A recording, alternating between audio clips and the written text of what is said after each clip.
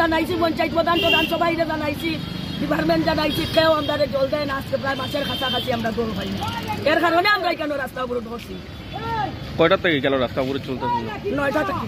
তখন আপনারা রাস্তা অবরোধ প্রত্যাহার করছেন, কি আশ্বাস পাইছেন যে এই ব্যাপারে? সভাপতি বিজিত দেবনাথ এবং সদস্য কালী কৃষ্ণ ভট্টাচার্য তারা বলছে এখন আমরা জল দিব।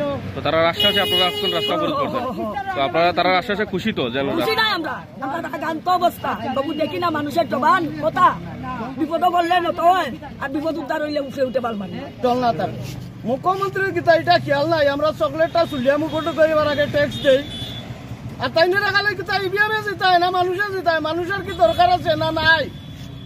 মানুষের জল দিতে পারতেছে না এই সরকার, আর নটঙ্গিয়া পঞ্চায়েত বানাইছে বিজেপি আর কংগ্রেস মিলিয়া। এরা তো শুধু খাবার পাওয়ার ধান্দায়, মানুষের জল খাওয়াইতেছে এটা তারা মনে নাই।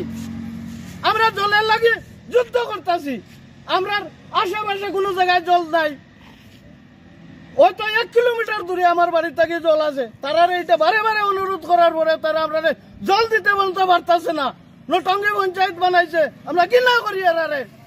আমরা তাড়াতাড়ি জল দেওয়া হোক, আর নাইলে আরো বহুত বড় আন্দোলন লাগে আমরা তৈরি আছি। আপনার